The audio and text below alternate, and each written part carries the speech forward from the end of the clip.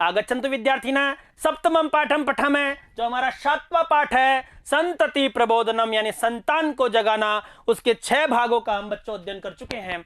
6 भागों में पहले भाग में हमने पाठ का परिचय जाना और 5 भागों में हमने क्या देखा, 4 भागों में हमने 8 श्लोकों का अध्ययन किया और जो छठा और अंतिम भाग हमने पढ़ा था उसमें 1 से 4 तक प्रश्नों का हमने अध्ययन किया। और अब हम आपके सामने सप्तम भाग है यानी 7वें भाग को लेकर अभ्यास प्रश्नों के रूप में, यानी जो प्रश्न होंगे वो 5 से लेकर 10 प्रश्न तक वो प्रश्न होंगे, यानी अंतिम प्रश्न तक हम इनका अध्ययन करेंगे। आइए चलते हैं, पुनः सर्वेषां स्वागतम। आइए 5वां प्रश्न देखते हैं। अधोलिखितानां पदानां वाक्येषु प्रयोगम कुरुतः, यानी अधोलिखित पद हैं, ये पद हैं कौन कौन से, उत्तिष्ठ, सृजय, क्वा, शुक्त सिंहाः, माता, शत्रुन, रक्षः, बंगाः, अर्चन्ति, आहव्ये। जो ये शब्द हैं, ये पद हैं, इनके आधार पर हमको वाक्यों की रचना करनी है। वाक्य बनाते हैं बच्चों, एक ही वाक्य नहीं हो सकता, बहुत सारे वाक्य भी हम इसके आधार पर बना सकते हैं।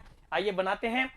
उत्तिष्ठ यानी उठो, यानी उठो, यानी बालक है उत्तिष्ठ, बालक उठो, बालक तो मैं उठो, ऐसे भी कह सकते हैं हे पुत्र उत्तिष्ठ, हे पुत्र उठो। उसी प्रकार से सृजय, भो अग्निन सृजय, भो अग्निन सृजय, अरे अग्नि का सृजन करो, अरे अग्नि का सृजन करो। उसी प्रकार से क्व, तपः क्वः वत्से, यानी हे वत्स, हे बेटा तप कहाँ है, वत्से। उसी प्रकार से सुप्त सिंहाः उत्तिष्ठता है, यानी उठो, सुप्त सिंह यानी सोए हुए शेरो उठो। उसी प्रकार से माता, माता कुमाता क्वचिदपि न भवति, माता कुमाता कहीं पर भी नहीं होती है। उसी प्रकार से शत्रुन, सह बाणेन शत्रुन हनति, वह बाण के द्वारा शत्रुओं को मारता है। इस प्रकार से शत्रुन, सह बाणेन शत्रुन हंति, इनको देखा। आइए आगे चलते हैं। रक्षा, रक्षा यानी रक्षा करो,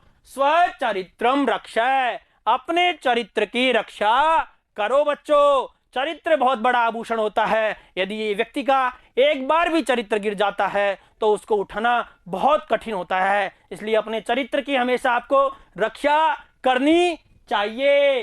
बंगाः यानी बंगाः अति प्रवीणाः भवन्ति, जो बंग प्रदेश के वासी हैं वो क्या होते हैं, अति प्रवीण होते हैं। ये वाक्य हैं बच्चों, हम और भी कुछ बना सकते हैं। बंगाः अति प्रवीणा भवन्ति, बंगाः चंचला भवन्ति, कैसे भी बना सकते हैं। अर्चन्ति, यवना एक मूर्ति मर्चन्ति, यवन एक मूर्ति की अर्चना करते हैं।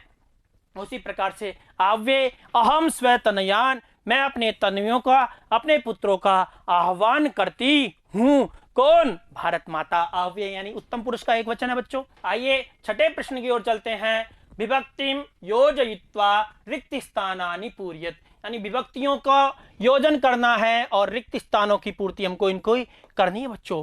पहला है बालिका स्वपीति, इसमें हमने रजनी सप्तमी ये हे वीर है, इस प्रकार से इनकी हमको क्या करनी है, विभक्तियों का प्रयोग करना है, रिक्त स्थानों को भरना है। आइए उत्तर की ओर चलते हैं सीधे ही। बालिका स्वपीति, बालिका स्वपीति, तो इसमें हमको क्या बननी है, रजनी शब्द की सप्तमी विभक्ति का एक वचन भरना है बच्चों।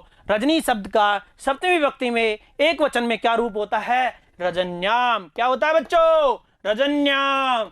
तो यहां भरेंगे बालिका रजन्याम स्वपीति, बालिका रात्रि में सोती है। उसी प्रकार से हे वीरा उत्तिष्ठ, इसमें हमको क्या बनना है, युद्ध चतुर्थी विभक्ति एक वचन, चतुर्थी विभक्ति एक वचन में युद्ध का क्या रूप बनेगा, युद्धम रूप। तो युद्धाय क्या बनेगा, युद्धाय, युद्ध के लिए, हे वीरो युद्ध के लिए उठो। उसी प्रकार से ते आर्या जाता, तो इसमें क्या होगा, तपस्या जो शब्द है उसका तृतीय विभक्ति भववचन का रूप बनेगा। ये रूप चलेगा मनः, मनः मनसी मनांसी, मनः मनसी मनांसी, मनसा मनोभ्याम मनोभि, तपसः यानी तपः तपसी तपांसी, तपः तपसी तपांसी, तपसा तपोभ्याम तपोभि। तो तृतीय विभक्ति एक बहुवचन में क्या बनेगा, तपोभि, ते तपोभि आर्याः जाता, वे तप से आर्य हो गए। उसी प्रकार से घ को देखते हैं। माता पुत्रान आह्वयति, माता पुत्रान आह्वयति है सर्व शब्द का द्वितीय विभक्ति सर्व शब्द का द्वितीय विभक्ति बहुवचन में रूप बनेगा। सर्व शब्द बच्चों 3 लिंगों में चलता है बच्चों। सर्व है पुल्लिंग, सर्वा स्त्रीलिंग, सर्वम नपुंसकलिंग। तो पुल्लिंग में चलेगा सर्व सर्वौ सर्वे, सर्वम सर्वौ सर्वान, सर्वेन सर्वाभ्याम सर्वै, इस प्रकार से चलते हैं। उसी प्रकार से स्त्रीलिंग में सर्वा सर्वे सर्वाः, सर्वम सर्वे सर्वाः, सर्वया सर्वाभ्याम सर्वा, इस प्रकार से उसमें चलते हैं। नपुंसकलिंग में चलेंगे सर्वम सर्वे सर्वाणी, सर्वम सर्वे सर्वाणी, सर्वेण सर्वाभ्याम सर्वै, इस प्रकार से नपुंसकलिंग में चलते हैं। लेकिन यहाँ सर्व शब्द का द्वितीय विभक्ति बहुवचन में रूप बनेगा सर्वम सर्वौ सर्वान। तो क्या रूप बनेगा? सर्वान माता सर्वान पुत्रान आह्वयति। उसी प्रकार से सूराः वसंती, शूराः वसंती, पंचनद सप्तमी विभक्ति का बहुवचन। सप्तमी विभक्ति का बहुवचन क्या बनेगा? पंचनदे, पंचनदयो, पंचनदेशु, पंचनदेशु, यानी सूरा पंचनदेशु, यानी पंजाब प्रदेश में बसते हैं, वास करते हैं। इस प्रकार से अगले प्रश्न की ओर चलते हैं। अधोलिखितेषु यथा स्थानम संधिम संधि विच्छेदम वा कुरुत, यानी जो इस प्रश्न है, इस प्रश्न में हमको क्या करना है? कहीं पर संधि करनी है, कहीं पर संधि विच्छेद करना है। तो आइए, जहां पर ये प्लस का निशान है तो यहाँ संधि विच्छेद करना है, और जहां प्लस दे रखा है और 1 दे रखा है वहां हमको संधि करनी है बच्चों। सनातनानि आहवय, सनातनानि आहवय, यहाँ क्या लिखनी है? संधि करनी है बच्चों। उसी प्रकार से जयोस्तु, यहाँ संधि विच्छेद करना है। बासुराः तेः, इसमें संधि करनी है। सुषुभुधरित्र्याम, यहाँ संधि विच्छेद करना है। जागृतास्मि, यानी यहाँ संधि विच्छेद करना है। स्थितेन एव, यहाँ भी संधि करनी है बच्चों। अस्ति एव, यहाँ संधि करनी है। आइए आगे चलते हैं, संधि करते हैं, इनकी संधि विच्छेद करते हैं। सनातनानि आहवये, यानी यहाँ बच्चों नी है ना, आपको दिख रहा होगा। सनातनानि में नी, न में से क्या निकाला? ई निकाल लिया हमने, और आगे क्या है? आ। तो बच्चों ये स्थिति आ गई। ई को यणची जो सूत्र है वो ये कहता है इक के स्थान पर यण हो जाता है। यदि आगे कोई स्वर है तो इस ई का क्या हो जाएगा? यह हो जाएगा। तो रूप बनेगा सनातनान्याहवये, यानी सनातन जो भारतीय हैं उनका आह्वान करना है। उसी प्रकार से जयोस्तु, जयोस्तु में यहाँ बच्चों कौन सी संधि होगी? यण संधि होगी। कौन सी होगी? यण संधि होगी। उसी प्रकार से जयो, जयः प्लस अस्तु, जयः प्लस अस्तु, जयास्तु, इसमें हमको क्या करना है बच्चों? देखो, जया विसर्ग के स्थान पर ओ हो गया, और आगे क्या है? ए है, आगे ए है, तो जयो प्लस अस्तु बना। उसी प्रकार से हमारा क्या होता है? इंगो पदांता दति जो सूत्र है वो ये कहता है पदांत ए और ओ के बाद में यदि ए है तो उस ए का क्या हो जाएगा? ये वाला ए हो जाएगा। बासुराः प्लस ते, इस विसर्ग के स्थान पर यहाँ से हो गया, यहाँ विसर्ग संधि होगी, यहाँ भी विसर्ग संधि थी बच्चों। सुषुभु धरित्र्याम, सुषुभु धरित्र्याम, यानी सुषुभु प्लस धरित्र्याम, यहाँ विसर्ग के स्थान पर रह हुआ, इसलिए यहाँ विसर्ग संधि होगी बच्चों। उसी प्रकार से जागृतास्मि, जागृताः प्लस अस्मि, यानी प्लस के पहले आ है और इसका ए है, ये दोनों मिलकर आ हो गया, यानी जागी हुई हूँ, जागृतास्मि। स्थितेन एव, तो यहाँ ए है और ए ये मिलकर क्या हो गया? आई हो गया बच्चों। यहाँ वृद्धि हो जाएगी, यहाँ दीर्घ हुई थी, यहाँ वृद्धि हो जाएगी। स्थितेन एव।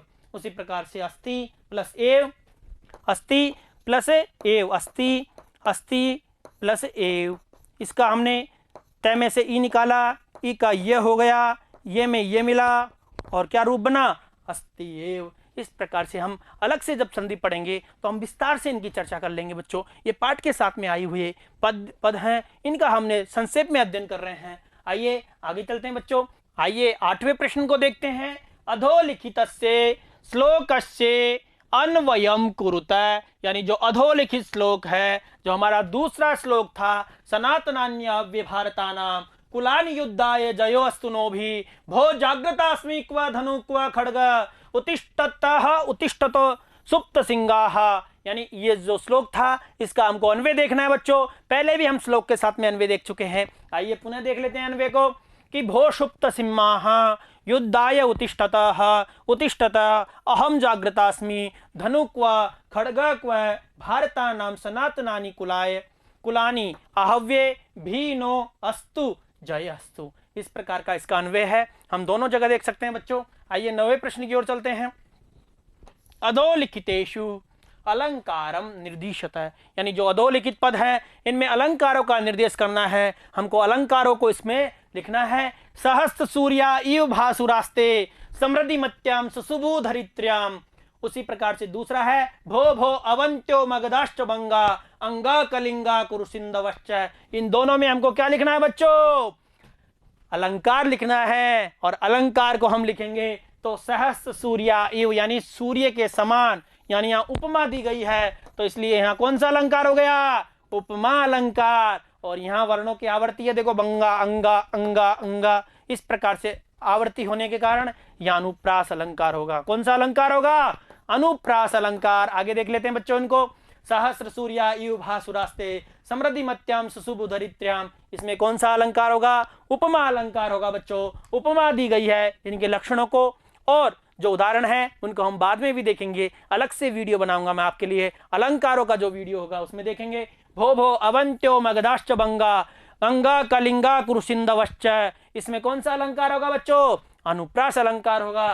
तो इन दोनों को देख लिया। आइए 10वें प्रश्न की ओर चलते हैं। अंतिम प्रश्न, इस पाठ का अंतिम प्रश्न है अधोलिखिते श्लोके प्रयुक्तस्य छंदस्य नाम लिखता है, यानी केवल नाम लिखवा रहा है बच्चों। इसमें लक्षण या उदाहरण, उसमें उदाहरण दिया है, उसके आधार पर आपको क्या लिखना है? छंद का नाम लिखना है। ते ब्रह्मचर्येण विशुद्ध वीर्या, ते ब्रह्मचर्येण विशुद्ध वीर्या ज्ञानेन ते भीम तपोभिरार्या सहस्र सूर्या इव भासुरास्ते समृद्धिमत्याम सुशुभु धरित्र्याम। इसमें हमको क्या लिखना है?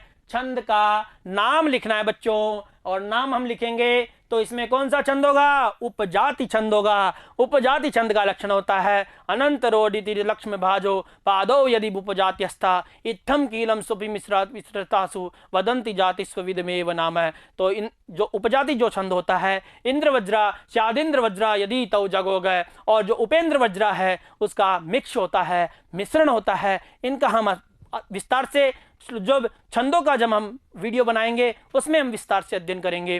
तो हमारे ये 10 प्रश्न हो गए हमारे पूरे, और इसी के साथ ही आपका ये पाठ भी पूर्ण होता है। तो ये हमारे अच्छे से समझ में आया होगा। अलंकारों को हमने देखा इसमें बच्चों। अलंकारों के अलावा इसमें हमने अन्वय को देखा। अन्वय के अलावा हमने 7वें प्रश्न में संधि की, संधि विच्छेद किया, और संधियों का हमने कुछ नाम भी जाना बच्चों। और इसमें हमने विभक्तियों को देखा। विभक्ति के अलावा जो 5वां प्रश्न था उनके आधार पर हमने वाक्यों की रचना की प्यारे बच्चों। इसके साथ ही आपका ये पाठ संतति प्रबोधनम, भारत माता के द्वारा किस प्रकार से आह्वान, कवि के माध्यम से भारत माता अपने पुत्रों का आह्वान करती है उसको जाना। ये पाठ आपके अच्छे से समझ में आए होंगे। इसी के साथ ही आपके 7 पाठ कंप्लीट होते हैं, और 8वां पाठ हम अगले भाग में, अगली कक्षा में 8वां पाठ लेकर आपके सामने प्रस्तुत होंगे। ये 7 पाठ आपके अच्छे से समझ में आए होंगे। इसी आशा और विश्वास के साथ पुनर्मिलामः। धन्यवादः। नमो नमः।